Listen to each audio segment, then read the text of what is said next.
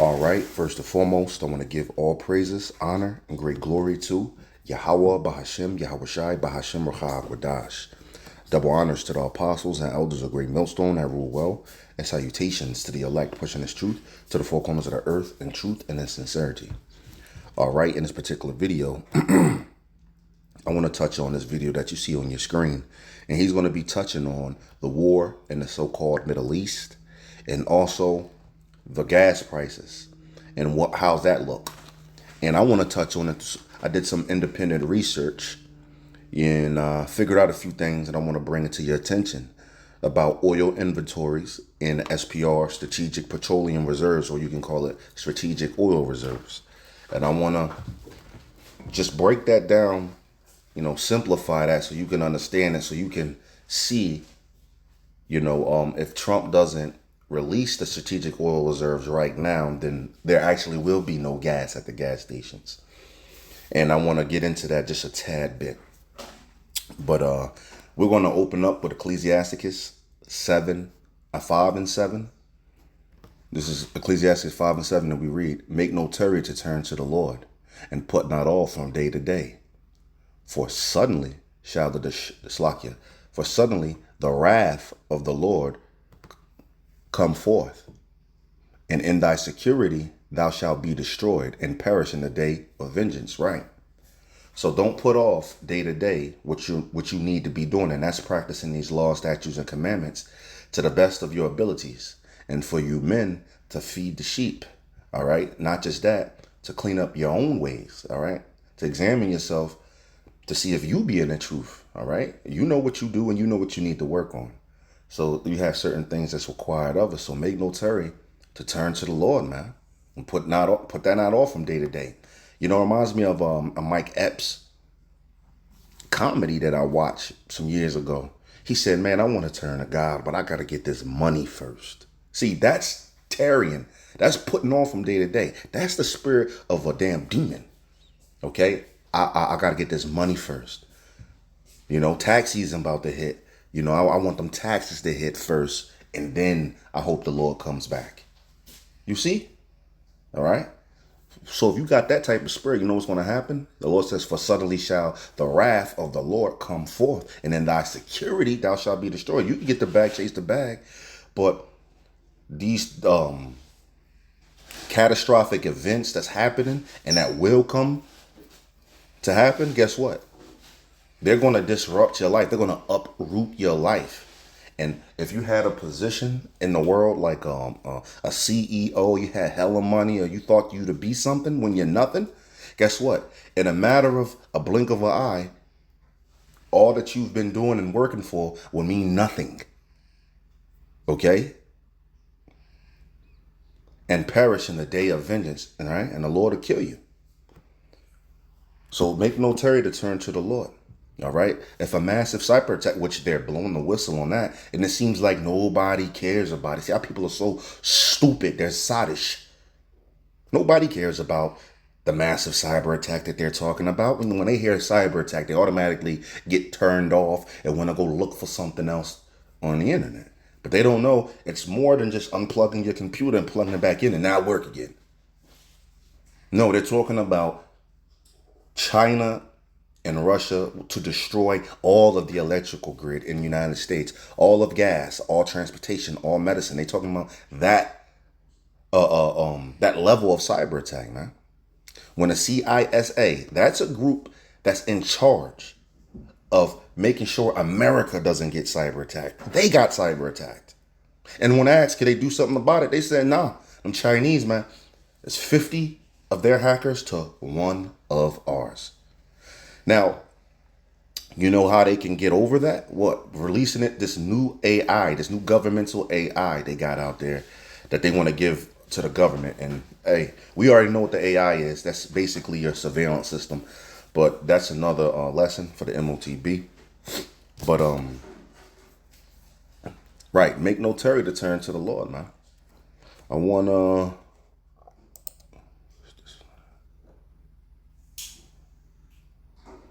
for right. Let's bring this out. Let's bring 1 Thessalonians 5 and 3, and we read, And so, like, if I seem a little distracted, it's early morning. Well, now it's the afternoon, but my daughter, she's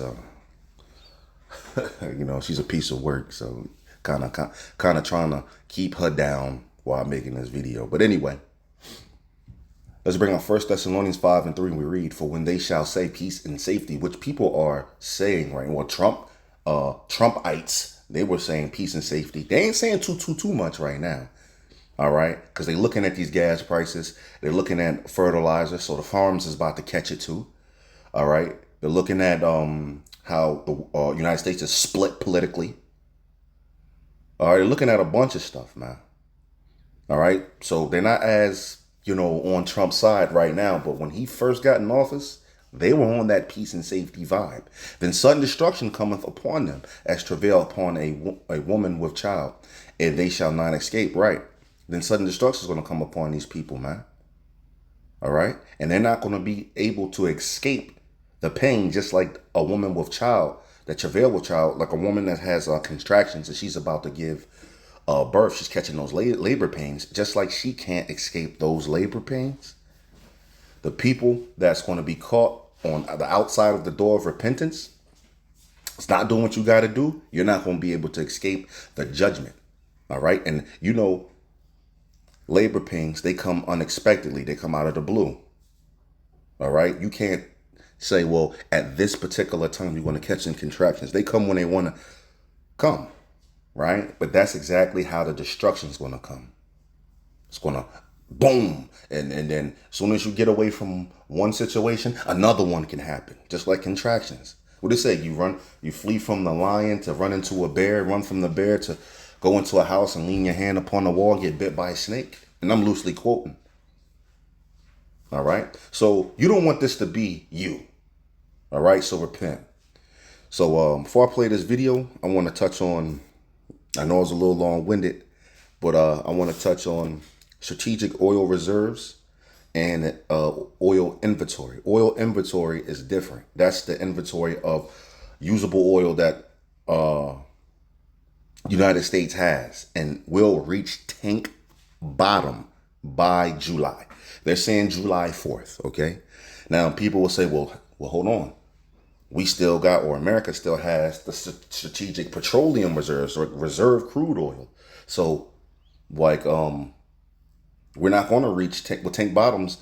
We still have something to process. Well, it takes 4 weeks to 6 weeks, a month to a month and a half to actually refine that crude. All right. To refine that crude and distribute it all around the United States. But if it takes a month to 6 weeks and we reach tank bottom July 4th, around July 4th, it's May 31st right now. That means the president will have to do what right now? He would have to tap into the strategic petroleum reserves, strategic oil reserves right now in order to have it refined and distributed around the United States to stop gas stations from across America from having absolutely no gas. Now, they do get about 4+ million barrels of oil from Canada, because America does get 70% of its oil from Canada. That's crude from Canada. All right. And they process about 3 million barrels a day. So there will be gas here in the United States, but it just might not be near you. And if you do find some, it's going to be extremely expensive and rationed. So how does this look? Well, think of Isaiah 13. All right. When people don't have food, because these prices affect not just your gas prices, and every time it goes up a barrel per oil, the barrels of oil go up $10. That's 25 cents on your actual gas bill at the store, at the gas station. All right. So how does this look? Well, gas and diesel has went up. So it takes a lot more. And don't forget the tariffs too. Gas and diesel went up. So after they get the product by paying the tax on it, a heavy tax on it already, then they have to load up their trucks by paying people, then also fuel. The truckers got to fuel their own trucks. Some trucks got, company card or whatever like that. But that's more expensive. So when they have to pay that absorbative amount just to get it to the grocery store, who takes the brunt of that bill? You pay that cost. All right. When something was once, a thing of water, a case of water is $9. You come back and it's fucking 16. Yeah, that's how it's going to look, and it's going to keep going up. All right. And just because gas is being affected as well, what do they put in gas? They put ethanol in gas. Ethanol comes from corn. Right. So if the farms are being affected, that's going to bring gas up even more. If you could connect the dots. So, hey, just, wanted to throw that out there. Just a tidbit of information that tank bottoms will reach tank bottoms, or America will reach tank bottoms around July 4th. And if he doesn't release the strategic oil reserves right now, which takes a month and a half to refine, then there actually will be no gas around this motherfucker, or barely any gas. All right. So with no further ado, let's hop into this. This from Dropsite News. I don't know if you guys have seen this, but Israeli officials are private. Salakia. I brought up Isaiah 13. Isaiah 13, when you look at it, it talks about, because of the tribulation, the lack of bread, the lack of water, what it's getting into. You have people actually breaking in houses and stealing food and water, to talk about wives being ravished. Basically, all hell breaking loose because of the lack of bread, lack of water, and great tribulation. It speaks about that in 2 Ezra 15 as well. It tells you why. It says because of lack of bread and great tribulation. So a lot of people don't understand what this means, like their gas prices and things like that. They don't understand, man. They're going to get caught unawares, man. See, Jake only knew that the government was shut down, and a lot of these TSA workers wasn't getting paid and all that when they were at the airport trying to fucking suck and go fly somewhere for spring break. That's when they figured out. Right there. They didn't look at the news or whatever. See, and I bring that up to say, Jake, the destruction got to come right on Jake. All right. They got to be looking at him nose to nose for him to go, oh shit, and then try to do something. But that's when it's too late. That's why it says in Ecclesiastes 12:1, seek the Lord before the days of thy youth, or before the evil days or years draw nigh, when thou shalt say, I have no pleasure in them, loosely quoting. So you're supposed to seek the Lord right when you hear this truth, before the evil days and years come. All right. And then your pleasures start getting disrupted. So now you start to be like, you know what? I'm going to go see what the Lord got going on. I'm going to go fuck with the Lord. Nah, bro. So these gas prices and things is going, look at that movie. Elder Manak the Zakba put it up, and he put it on Odyssey. There was a clip from a movie on there. They were talking about, you have religious zealots out there. How are you going to get them to take the mark of the beast?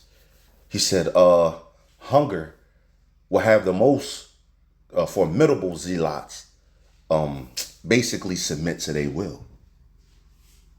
Through famine, man. Through famine. And this is, the stage is set for the famine with this whole global crisis, man. With the whole oil thing. With the whole Straits of Hormuz and the Canal of Suez. All right? I asked the heathen at the job that worked for 15 years for oil, like, what does he see? I broke it exactly how I broke it down to you. I broke it down to him. And he looked at me like, yo, you know what the fuck you talking about. And he would not answer my question. I said, how would America look if this stays all the way into July? He would not answer my question. He just said, I just think Trump going to do something. I just think Trump got a plan. He going to get us out of it. That's how they think. All right. Or you see basically them in denial. And if you ask me, this perception of invulnerability that they have, all right, is being stripped away from them. Anyway. Urging Trump to abandon any and all negotiations with Iran. They're saying don't talk to them at all anymore, not even a little bit. No talks, no nothing, no attempt to make peace, no ceasefire, no nothing. And they also are urging Trump to assassinate Iran's parliamentary speaker and lead negotiator, who, of course, is Mohammad Ghalibaf. So this is not the first time. Israel has a track record of assassinating people who are negotiating with them during fucking negotiation. And because they don't want peace. These are the wicked of the earth, man. The Lord, Salakia, the earth was given into the hands of the wicked. Okay? The top Edomites, that's them small hats, man. And they're the ones that really run the United States and run Trump. So now the negotiator on the Iranian side, they keep on trying to assassinate the motherfuckers that want to talk with them. Why? Because they don't want to talk. And the world is now seeing them. It said the end shall not come unless there be a great falling away first. And that son of perdition be revealed. You see? See, we had the end. That he's being revealed. Everybody noticed this motherfucker. When you think of P rings and PDF files and demonic shit in general, you don't think of Jake no more. Maybe 20 years ago you thought that. But today, 2026, the average bonehead think of Esau. Think of mass shooters. Somebody doing some demonic shit, eating people, babies and strollers and doing this wild shit, sacrificing people. You think of the people that's really doing it. The tiny tops, man. Okay? They have a track record of this. I don't know how else somebody can prove anymore that they don't believe in peace, they don't want peace, they're not interested in peace. What else do they have to do to prove to you they don't want peace? They're saying stop all talks and assassinate their negotiator. What the fuck? So this is exactly what I told you guys about, that the goal of Israel is to make Iran a failed state. That's the goal. They don't want them. They want them off the table as a regional adversary. They want to be the dominant hegemon. They want to be a regional superpower, then eventually they want to be a global superpower. So they want Iran to look like Libya. They want it to be a failed state. They want open slave markets. They want warlords fighting in the streets. They want a total breakdown of civil order. That's what they want. Whereas the Trump regime, what they want is more like the Venezuela model, which is still evil and wrong and bad. But under that model, you have a puppet dictator of the U.S. who runs Iran and basically lets us loot and plunder their country and steal their natural resources, but you maintain civil order. You still have a society. You're still functioning as a country, right? So it's sort of like the Shah. They want a new... Yeah, they basically want to have it like Rome. Like how Rome had everybody paying tribute to them. Like, y'all can still function and shit. We cool. If y'all pay your taxes, we cool. Don't pay your taxes, you're going to get stumped on, marched on. That's how America wants it. That's what he's breaking down. Israel wants them not to exist. A failed state. Like we said, you go there and it's all hell breaking loose. Warlords fighting in the fucking streets. They got over there in Africa, general butt naked. They eating motherfuckers over there. They eating people, man. And in Haiti, they took over. Haiti looked like shit. And they got cannibal gangs out there. They catch you, a normal gang catch you and kill you in some type of way. They're gonna catch you. They're gonna kill you, but they're gonna eat you. They're gonna eat. That's crazy, bro. But this is the times we're coming in, and it seems like people are letting these words, these precious words, fall on deaf ears, man. See, there's no cloak for your sins, man. It's been out there. The prophets, starting with the apostles and elders on down, great millstone, and these other camps, they teach you your Israelites too, but they they go off. But from apostles and elders, a great millstone, them beautiful brothers, and great millstone, and brothers, of like mind, like MOV. We got Mawaf Lababal out there that just the elder Taziah Wan, brother Dabar, DT 144. They got another brother, the camera man. They just started a camp up there in Jersey. Mawaf Lababal. They just was in Bronx too. But of like mind. Hey, we got that truth, man. But new Shah in place. And those are not the same thing. And so you're now seeing yet again one of the major downsides of having the Israel lobby and Miriam Adelson and Benjamin Netanyahu and the military-industrial complex buying the Trump regime. Okay? You're now seeing the downside of that. I mean, there's always been downsides to that. But you're also seeing the downside of the president being a blackmailed pedophile, where they have Mossad Epstein blackmail on him, raping kids. He would do anything to make sure that doesn't get out. And so he's basically cucking himself to the Israelis over and over again. Okay? Well, that's just surface level. He's been chosen off the muscle. And then, he knew what he had to do. Epstein himself said he has never met somebody worse than Trump. So that lets you know something. The right hand man of Satan himself looking at Trump like, yo, that nigga bad, that nigga evil. They say Trump just don't do shit with females. He said there's video of him blowing a ding dong. Let's just say it like that, blowing some rod. All right, so that motherfucker was wild. They say half them debates he was doing when he was cursing people out. Ron Paul's wife is a dog. She's a dog. And, cursing on, just wilding out up there. They say he was coked up that motherfucker. Yeah, Trump wild. So he's more than that. So I believe that's just more surface level of they got things on him and want to, but no, they got things on him and he's bowing down to them, but also he wants to be one of them. He wants to be a part of the elite thing. He wants to make statues and have his name written in history and things of this nature. He thinks of himself to be something. So, yeah, he's being cucked out a little bit, but he also agrees with the shit. He believes he's the chosen one. As a matter of fact, he looked up in the sky on the interview and said, he is the chosen one. I'm the chosen one. He said that. Gold statues of himself and all type of shit. And, hey, man, him in space, AI things of him in space. And, I mean, come on, bro. Anyway. So, like I said, there's some talks of some negotiations going on. You literally can't trust anything these people are saying at all anymore, though, because the U.S. media has head-faked us so much. The Trump regime has head-faked us so much. They say we're 2 seconds from a deal, then there's not a deal at all. The Iranians have basically come out and said, never trust anything the Americans say because they're... Right, so what does this affect? How does this affect the oil prices here, man?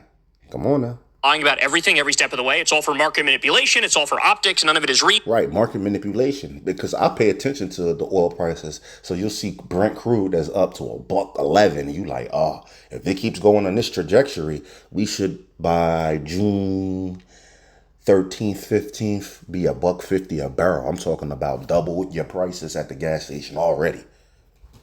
Then you'll see it go down. Like now it's not $1.11. It's now like 98. And then WTI, West Texas, is down even further than that. And you're like, what the fuck just happened?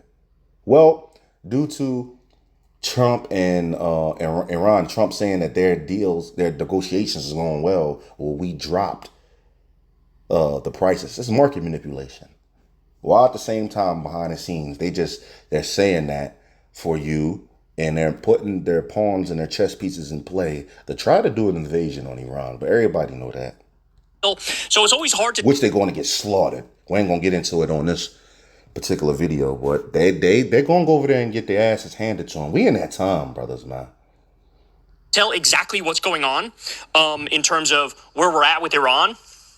But Clash Report is saying that one of the ideas that was just floated by the U.S. side is that they want to do an investment fund for Iran worth $300 billion as part of a long-term deal, okay? So here's how this came about. And they're going to talk about opening up the Straits of Hormuz and da-da-da-da. No, it's not going to happen. Iran already came out and says that Trump is negotiating with himself. This is for America, the people here, to believe it, man. Everybody else, they know they got their own news, man. And they don't have a Fox or a CNN or shit over there in Iran. Their news and shit, they got a motherfucker on there with an AK-47 teaching the whole Iran how to use that bitch in case they get invaded. See that? Iran was demanding reparations for the illegal war waged against them because so much of their shit has been bombed. I'm gonna fast forward this a little bit. It really call it that, but we'll do an investment fund worth $300 billion. Steve Witkoff and Jared Kushner personally profit off of this Iranian criminal organization. They're a cartel. Bill, this revelation of fraud in California, did you just discover it now? It's definitely not. Organization, they're a cartel. Let me be clear. I totally support Iran getting reparations because we illegally and offensively attacked them and tripped. This is the part I wanted to look at, but I hope I was saying something through the beginnings of the video. This is the part I wanted to focus on, though, right here. Posts from, there's a senior vice president of Exxon. His name is Neil Chapman. And he came out and said, you guys have no idea what's coming in 2 to 3 weeks. You have no idea. We're going to have an oil price surge, the likes of which we've never seen in this country. You remember? Never seen. Don't forget, they was rationing out back in the 60s or some shit like that. Yeah, well, that was terrible. That was terrible. So how's it going to be now? The 1970s, I wasn't alive, but of course you read about it, where they had an oil shortage, they had a gas shortage, they had a crisis, and you had, you basically were rationing it, where you could only go and get gas if your license plate ended with an even number on certain days and an odd number on other days. We're already beyond that point. Yep, we were supposed to be at that point in mid-April, through market manipulation. They have made everything go. You know, it reminds me of that movie, G.I. Joe. Samuel L. Jackson was on that. The world was about to end. And the girl was like, hey, shouldn't we tell the world that shit is about to end so they can basically kiss their family, their kids, get shit together?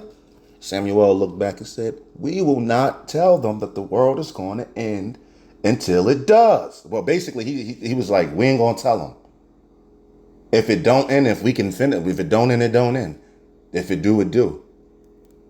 All right. So they're not going to tell the population that, hey, we are well behind rationing. We're at the point of straight up depletion of oil, of gas. All right. And Trump is not going to let the people know. He's going to continue to try to do his thing until it hit. People have no idea. But it's all a part of really the plan to bring in the New World Order. You know? If you could track. Only reason gas is still, being held under $5 a gallon, barely. The only reason is because we're blowing through the strategic reserves on a daily basis. In 2 to 3 weeks, we blow through all of the strategic reserves. Then what?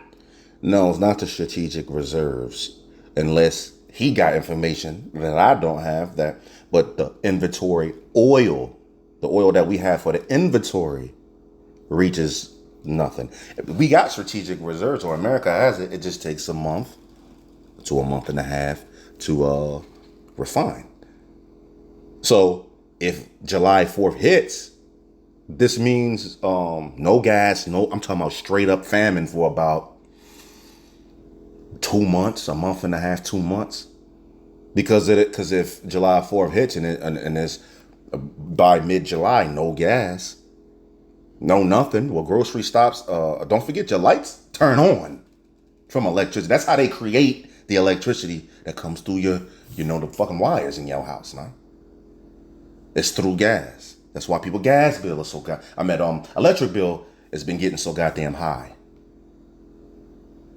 So, hey, that equals what? A famine. A straight full-blown fucking famine. And if he sees the famine, just like that movie, then he can usher in the New World Order, IDs and chips and things like that. And like they said in the movie, hunger will make the most formidable zealot conform. So think about that. Like Exxon little leader said, you have no idea what you're seeing. You have a price surge. That's only a price surge because there ain't no fucking oil for real. So the price surge is going to reach like $6. Like who the fuck got that? $6, $7. Oh, then that's in backwater Mississippi. Our shit just was about to reach $4. Up there in Jersey, they paying $5, $6. Over there in Los Angeles, they paying $6, $7, or possibly more. Oh, all hell's about to break loose, and motherfuckers are still sucking and fucking and worried about the World Cup and FIFA and soccer and shit. Hey, bro. I know I still play my little PlayStation and shit from here to there, but I'm focused though too.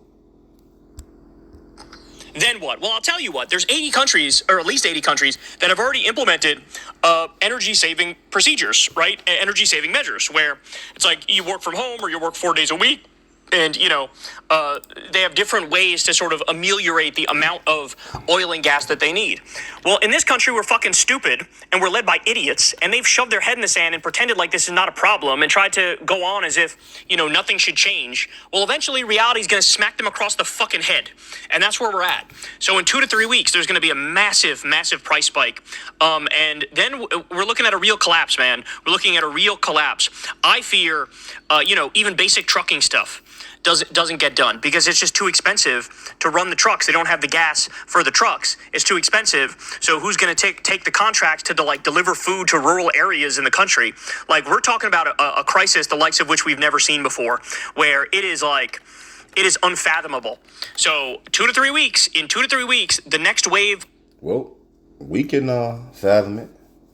We got the scriptures. Isaiah 13 says a lot. Second Ezra 15:16. All right, there's some. We know how this is gonna look out here. But that's why we telling you to get right all the time. You think we just doing this for shits and giggles? We're doing it because we fear the Lord and we trying to get some of that salvation. We want a piece of that kingdom, and we also doing it because we love the Lord, and it's just in us too. And we're trying to bring that to y'all and talking about you Israelites, so-called Blacks, Hispanics, and Native Americans, and get you to repent, but beseech you, beg you to repent, man, and do the best you can. But hey, you wanted to fall on these words to fall on deaf ears. Guess what? When all hell breaks loose and you want to come and hey brother, or women talking about something, hey shalom bro, hey sir, and all this other shit, it's too late. It's too late. Amos 8:11, you would know that there's a famine of the word, and that you prophesied to come and try to seek the word. You would know that, but you want them to shake your ass and get drunk off your ass and do as much drugs as you want and fucking suck and be freaks and creeps. So there you go, you have it. Of the energy shock is going to absolutely just stun the country. It's going to stun the country.